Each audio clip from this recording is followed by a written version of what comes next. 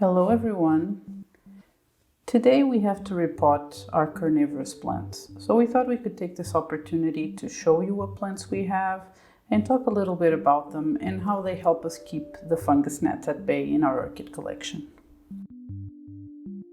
You see, we have a lot of orchids in a sphagnum mix, and because of that, it's pretty unavoidable that we end up having the little fungus gnats flying around.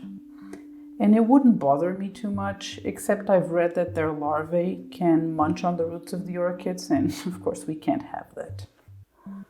But to be honest, keeping pests controlled is just a bonus when it comes to these plants, because I'm pretty sure I would keep them either way. I really like them, especially Pinguiculas. As you can see, I have a lot of Pinguiculas. We also have a few Droseras, although I do not keep them quite as well as I do the Pinguiculas. We have a few varieties of Pinguiculas. This one here is the Pinguicula Vesser that we have in flower here, and also this one. And this one we have pretty much always in flower. It's the Pinguicula, well, this one says Vesser, so I guess this one is mislabeled, but it's the Pinguicula emarginata. This one pretty much blooms for us year round, and this one once a year gives us flowers. We cannot seem to be able to flower, however, is this one, which is the Pinguicula. If only I could find the tag. 2 hours later. It's the Pinguicula tina, which is a hybrid, and it's pretty much that hybrid that everyone seems to have in their collections, and for some reason I cannot seem to bloom it.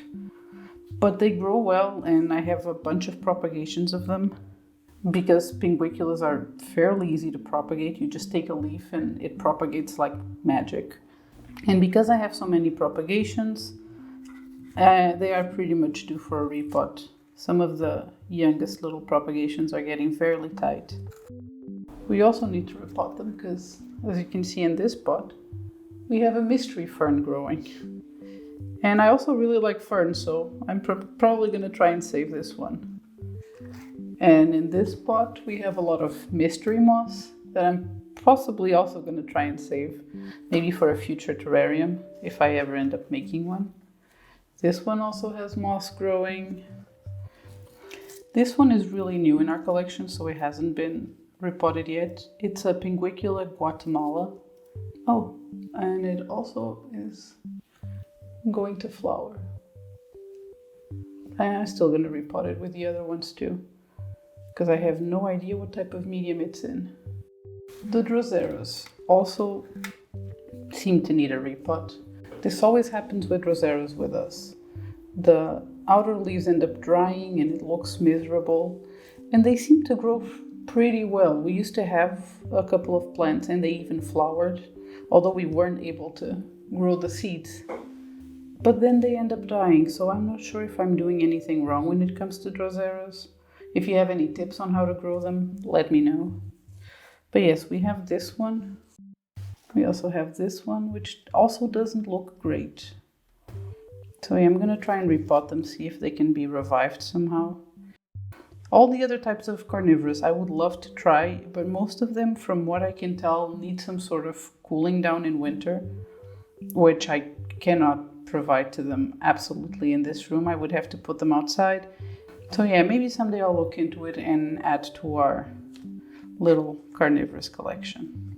The care that we give our Pinguiculas, and the Droseras too, because we give them all the same care, is pretty straightforward. We just keep them all together in these dishes, and we make sure that the dishes are topped up with distilled water, and they pretty much thrive with that. At least the Pinguiculas do, and from what I've read, the Droseras are supposed to do well too.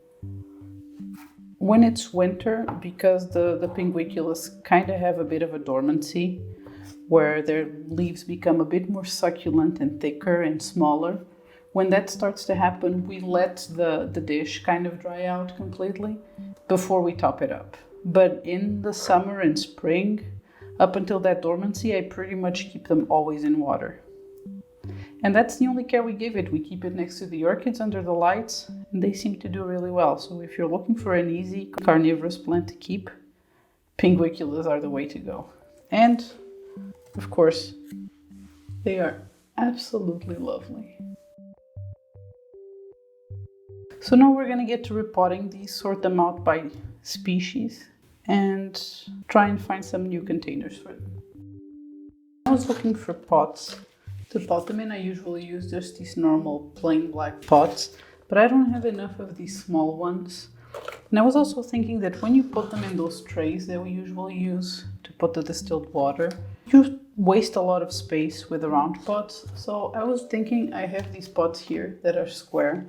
I bought them for orchids but never ended up using them. So I think I'm gonna try and use them for the carnivorous. The worst thing that can happen is that they get a bit full of algae, but I'm gonna try it. In worst case scenario, I'll do another repot in a few months. We have here the media that I like to use for the carnivorous, which is just peat moss mixed with perlite in a 50-50 mix. They do pretty well with it, so I don't fuss with it. And we're gonna start with these Pinguicula because I'm thinking of potting them all in community pots together, since it's the one I have the least plants of.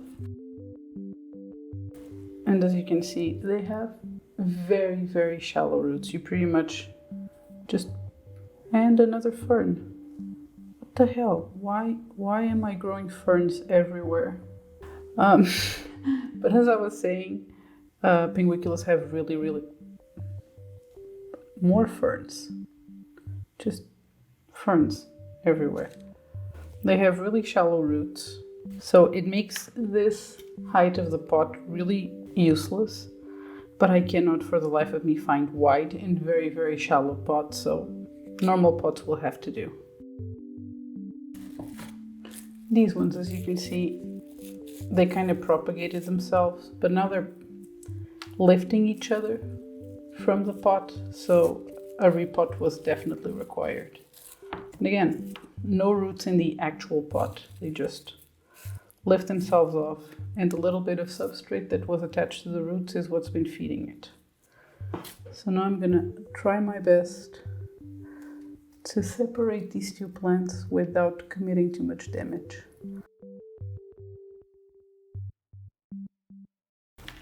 We're also gonna try and separate these and remove all the dead leaves and the leaves that are almost falling off, and probably end up propagating those.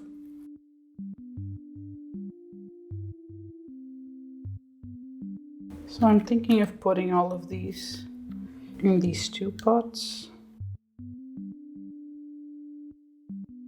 I like to wet the substrate to make sure it's all compacted, because if it gets lighter and then it compacts with the water, the roots won't reach it. So when it comes to carnivorous, I would rather work with wet soil. And if this looks way too wet, don't worry.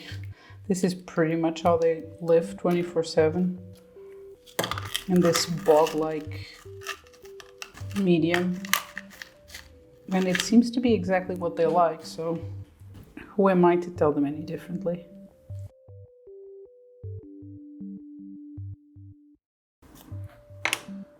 You have to be really careful with pushing them down, because these leaves break off so incredibly easy. So pretty much what I do is make a little mountain of it, plop it on top, and then kind of scoot the substrate closer to the roots. And pretty much hope and pray that you've done it successfully. And you might be thinking right now, you're not leaving a lot of room for these plants to grow. And you know what? You are absolutely right. I'm going to do the other pot first and see how many I have left.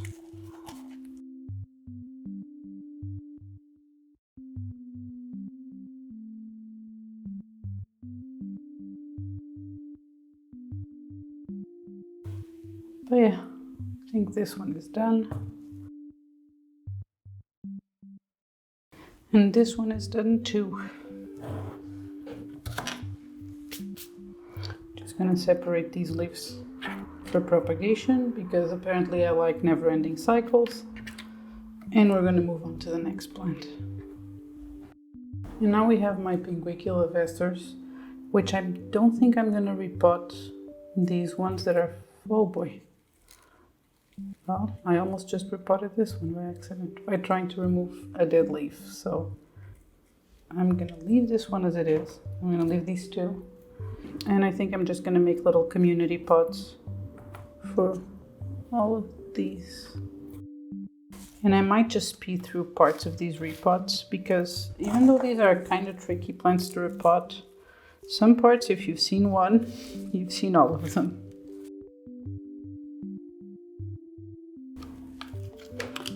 Another big benefit of growing orchids is that you get to take care of plants if you're the type of person who doesn't like to get their hands dirty, which I happen to be. So as much as I like some other plants, it always crosses my mind, why am I doing this to myself? So let's separate all these babies.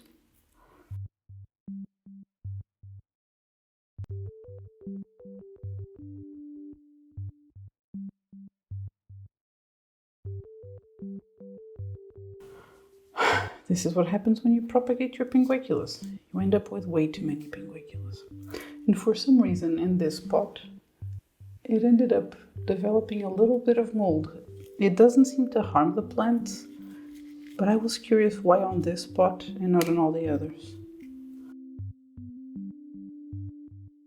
Well, this pot has roots. Fortunately, they're all from the fern, but it has roots. I'm gonna try and rescue this later. Trying to remove as much of the old substrate as I can. And the old leaves. All without, well, I was gonna say without getting too much dirt on the leaves, but I seem to be failing miserably at that.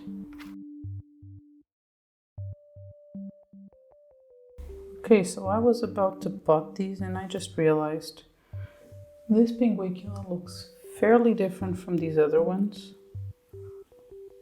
And it looks very similar to my other Emarginatus. So I'm pretty sure we can say I probably mislabeled these. So I'm gonna set this one aside and maybe pot it by itself until it flowers so I can see what's the deal with that one, because I'm pretty sure I may have propagated the wrong leaf.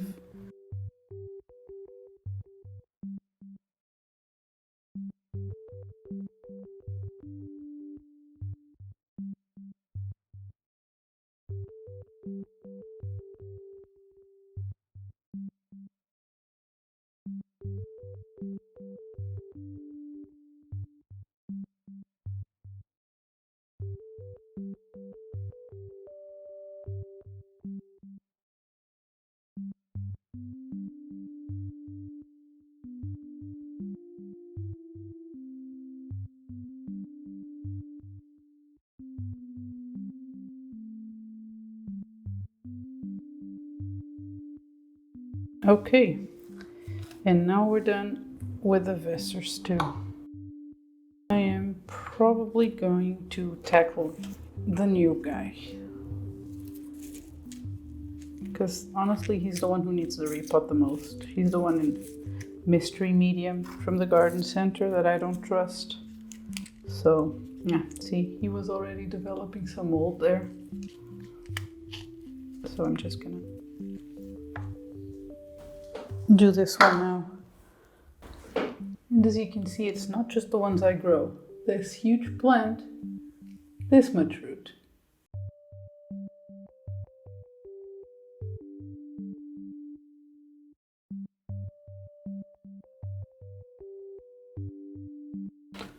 So now maybe we'll do the Droseras. Let's get these ones. And see, I don't even remember if these ones are supposed, yeah, these ones have bigger roots. than the Pinguiculas, but not by much. I'm also gonna try and save all this moss.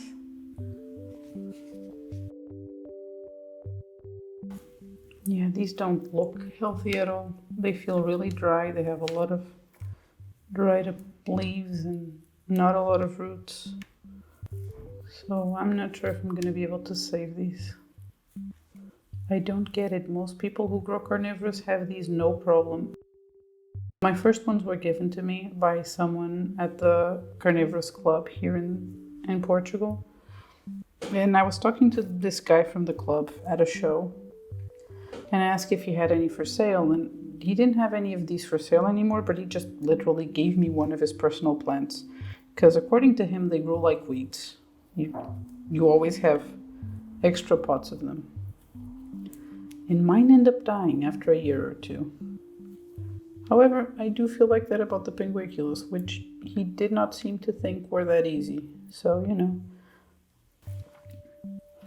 And if you know anything about growing Droseras and you're at home screaming at what I'm doing right now, I am so sorry. I don't claim to know what I'm doing, especially with these. I'm just trying to do my best to save them. See, this center seems much healthier. We'll see if it works. This one was actually growing next to our succulents. Because even those sometimes get fungus gnats. So we keep some propagations of our carnivorous there. And here's the other Drosera. This one, actually, as you can see, has a bit more of a respectable root system. I'm going to separate these and remove all the dead leaves because this plant does not look healthy at all either. Also, excuse my gross hands.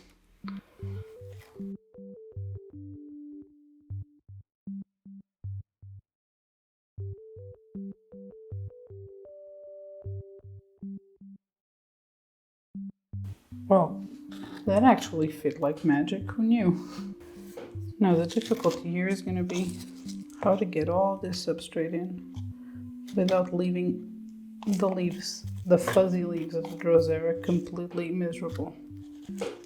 And the answer is trying your best. That's how you achieve that.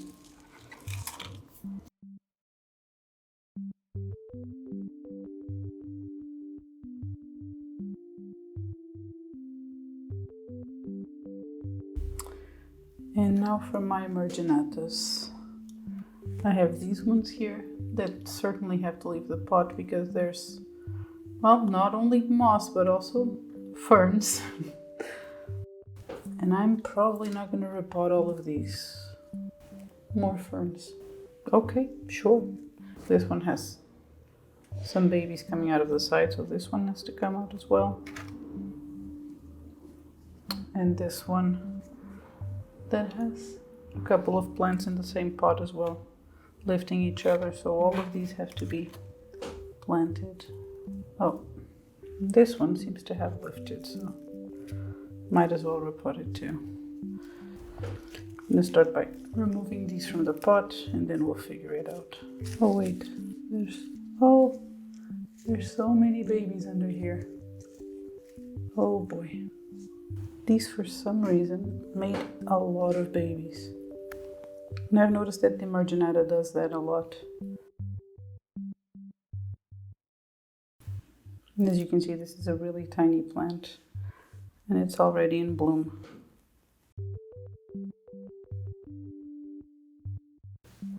Oh no. Oh no. Oh boy, they tangled.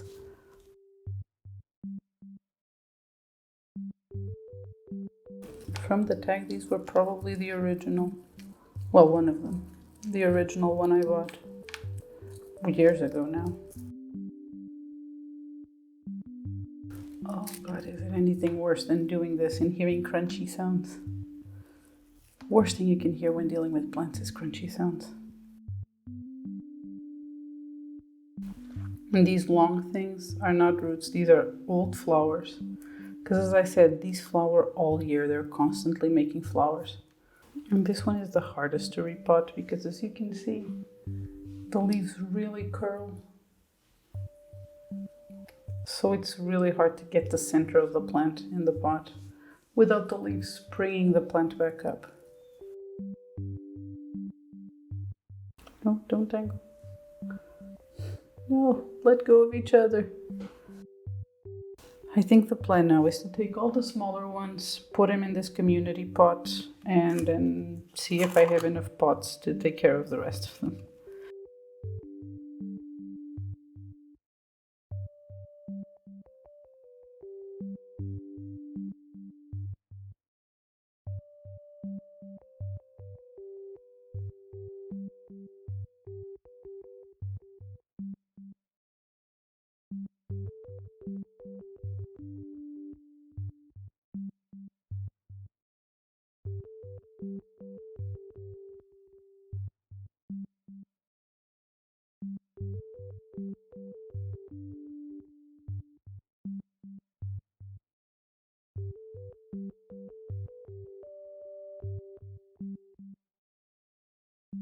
So there you go. Here are all our carnivorous repotted. Well, not all of them. I ended up not having enough of the square pots. And I need to try and find some more of them, preferably in black, because I like the way this looks so much better. And I'm pretty sure I'm going to end up with even more of them, both because I keep making the mistake of propagating them, and because I would like to get more varieties. There are such beautiful Pinguiculas out there, and hopefully I'll get the hang of the Droseras too as well. I hope you enjoyed this video. Don't forget to like and subscribe, and we'll see you next week. Goodbye.